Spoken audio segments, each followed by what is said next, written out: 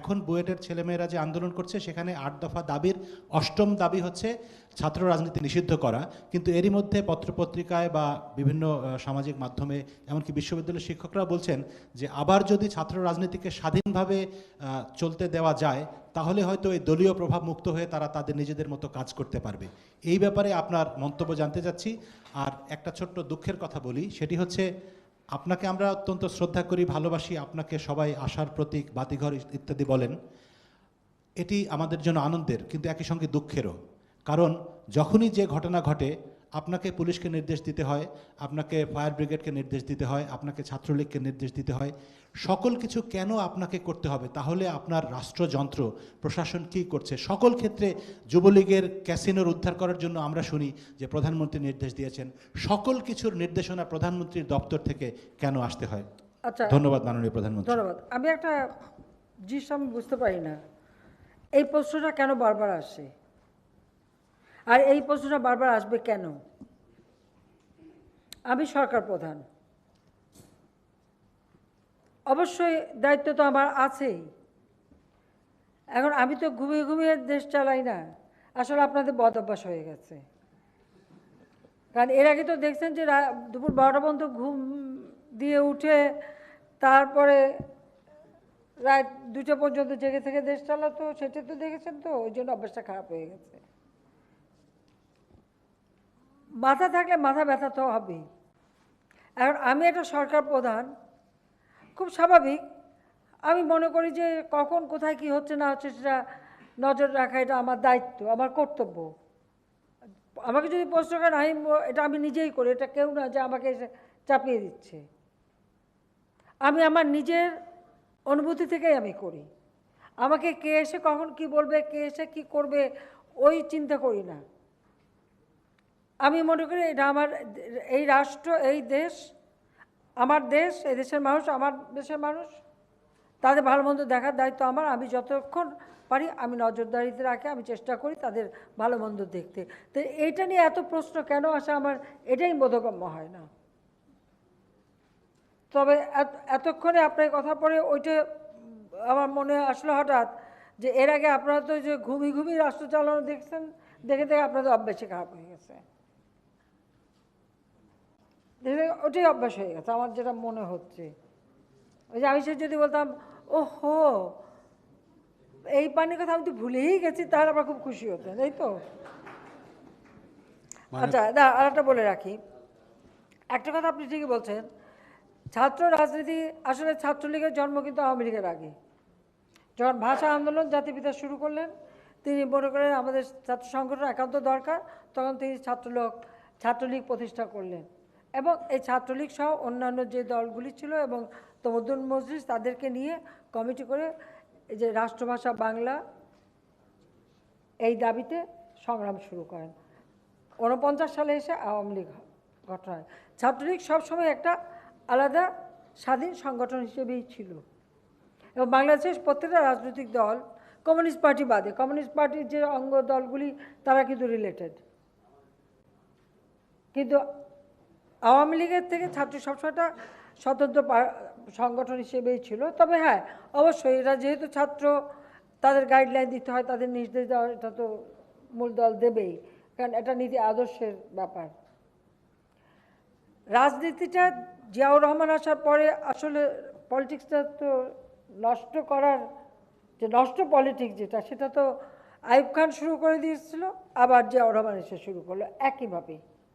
কারণ দুজনের ক্ষমতা দখলের চরিত্রটা একই রকম। আমাদের গঠনতন্ত্রে আপনারা দেখবেন আমাদের কোন কোন দল আমাদের সহযোগী সংগঠন তার একটা তালিকা আছে, কিন্তু অঙ্গ সংগঠন বলে কিন্তু কোনোটা নাই। ছাত্রলীগ কিন্তু আওয়ামী লীগের অঙ্গ সংগঠন না, ছাত্র সংগঠন সমস্ত আলাদা একটা সংগঠন, সেভাবেই কিন্তু আছে।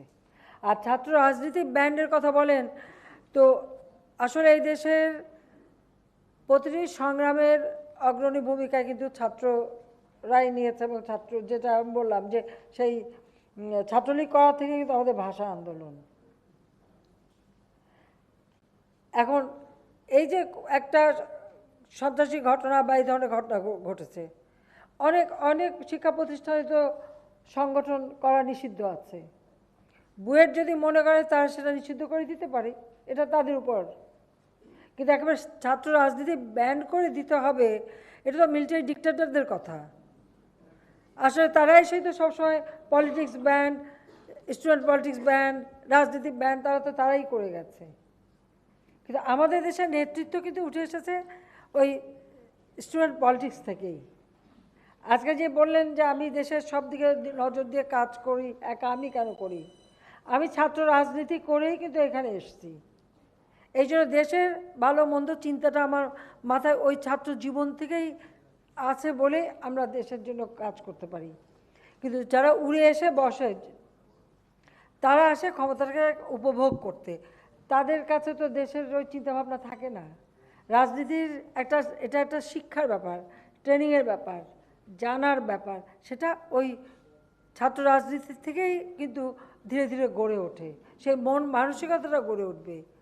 কিন্তু আমাদের দেশের অসুবিধা হলো বারবার এই মিলিটারি রুলাররা আসছে আর এসে এসে মানুষের চরিত্র হরণ করে গেছে, তাদের লোভী তৈরি হয়ে গেছে, লোভী করে গেছে, তাদেরকে নানা ভোগ বিলাসে তাদেরকে পথ দেখিয়ে গেছে, যেটা আসলে এই রাজনীতি নষ্ট রাজনীতি হয়ে গেছে। সেখান থেকে আমরা ধীরে ধীরে ফিরিয়ে আনছিলাম দেশটাকে। আর একটা ঘটনা ঘটেছে বলেই দাবি উঠাবে যে ছাত্র রাজনীতি ব্যান্ড। আমি যেহেতু নিজেই ছাত্র রাজনীতি করে এসেছি, সেখানে আমরা ছাত্র রাজনীতি ব্যান্ড বলবো কেন? আর কোনো প্রতিষ্ঠান যদি করতে চায় সেটা করতে পারি। তবে পাবলিক বিশ্ববিদ্যালয় সম্পর্কে একটা কথা বলে রাখি, এক একটা ছেলের পিছনে বা এক একটা মেয়ের পিছনে যারা পড়াশোনা করছে, আপনি ঢাকা বিশ্ববিদ্যালয় বলেন, বুয়েট বলেন, তাদের স্বায়ত্তশাসনও দেওয়া আছে, আবার খরচ কিন্তু সরকারকেই বহন করতে হয় এবং মোটা টাকা। এক একটা ছাত্রের পিছনে কয়েক লক্ষ টাকা করে বছরে খরচ হয়, সেই হিসাবটা কিন্তু কেউ করে না। তারা পড়ছে, সবই করছে, অনেক কিছু স্লোগানও দিচ্ছে, আমাদের বিরুদ্ধে অনেক কিছু বলতে পারে, এটা ঠিক। কিন্তু আপনারা একবার হিসাব করে বের করেন যে একটা ছাত্রের পিছনে সরকার কত টাকা খরচ করে, একজন ডাক্তার করতে কত টাকা খরচ করে, একটা ইঞ্জিনিয়ার তৈরি করতে কত টাকা খরচ করে, বা একজন গ্র্যাজুয়েট করতে কত টাকা খরচ করে, হিসাব করেন, বের হয়ে যাবে। পার্লামেন্টে একবার ভাষণে কিন্তু কিছুটা আভাস দিয়েছিলাম। স্বাধীনতা ভালো, তবে তাহা বালকের জন্য নয়, এটাও একটা কথা আছে। কারণ স্বাধীনতা যে মর্যাদায় দিতে পারবে তার জন্যই ভালো, সেটাও মাথায় রাখতে হবে।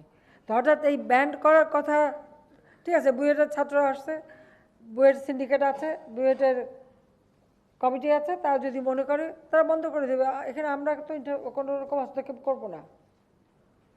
কি তা বলে ছাত্র রাজনীতিকে একবার দোষারোপ করার তো কোনো মানে, এর সাথে তো রাজনীতি না। এই যে ছেলেটাকে হত্যা করলো, এই হত্যার সাথে রাজনীতিটা কোথায়? রাজনীতি ছিল জিয়াউর রহমান যখন আমাদের এই যে শওকত, অলি, মহসিনকে, ওদেরকে যখন হত্যা করলো, হ্যাঁ, ওটা রাজনৈতিকভাবেই তারা হত্যা করেছে, কারণ সংগঠন করতে দেবে না। সে বসুনিয়াকে হত্যা করছে, ওটা কিন্তু রাজনৈতিকভাবে। চুন্নুকে হত্যা করলো খালেদা জিয়ার নির্দেশে, সেটাও কিন্তু জহুরুল হক আলী সাহেব ভিপি ছিল, 7ই মার্চের ভাষণ বাজিয়েছিল, এটি ছিল তার অপরাধ, সেই জন্য খালেদা জিয়া নির্দেশ দিয়েছিল তাকে হত্যা করতে। একটা মাত্র গুলি, চুন্নু শেষ হয়ে যায়। সেগুলি রাজনৈতিক হত্যাকাণ্ডই ছিল। কিন্তু এখানে রাজনীতিটা কোথায়? সে কারণটা এখন খুঁজে বের করতে হবে, যে এর পিছনে কারণটা কী।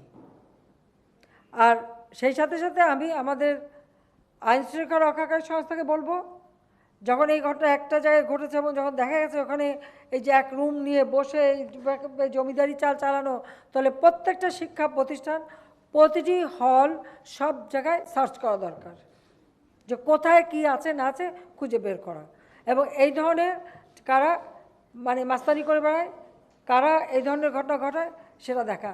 কারণ সামান্য টাকা, 10 টাকা, 20 টাকা বা 30 টাকা সিট ভাড়ায় একজন রুমে থাকবে, আর তারপর সেখানে বসে এই ধরনের মাস্তানি করবে, আর সমস্ত খরচ বহন করতে হবে জনগণের ট্যাক্সের পয়সা দিয়ে, এটা কখনো গ্রহণযোগ্য না। কাজে এখন প্রত্যেকটা শিক্ষা প্রতিষ্ঠান, প্রতিটি হল,